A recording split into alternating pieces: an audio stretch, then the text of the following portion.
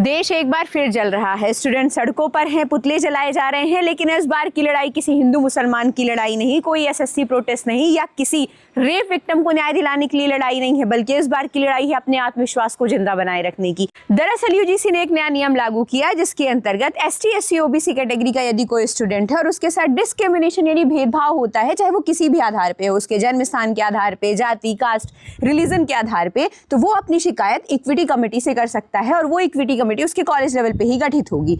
लेकिन यहाँ सवाल सिर्फ इतना है कि यदि एसटी, एससी, ओबीसी वर्ग पीड़ित है तो दोषी कौन हुआ? जनरल वर्ग। और यदि जनरल कैटेगरी के किसी बच्चे के साथ सेम डिस्क्रिमिनेशन होता है तो फिर वो कहाँ जाएगा? बस यही है यूजीसी के विवाद का मुद्दा। तो पहला तो सबसे बड़ा विवाद ये है कि इक्विटी कमेटी में अनिवार्य रूप से कहा गया है कि 3 सदस्य एसटी, एससी और ओबीसी कैटेगरी के होनी चाहिए, लेकिन बाकी सदस्यों के लिए कहीं भी ये अनिवार्यता नहीं है कि बाकी सदस्य जनरल कैटेगरी के ही हों। दूसरा सबसे बड़ा विवाद का मुद्दा ये है कि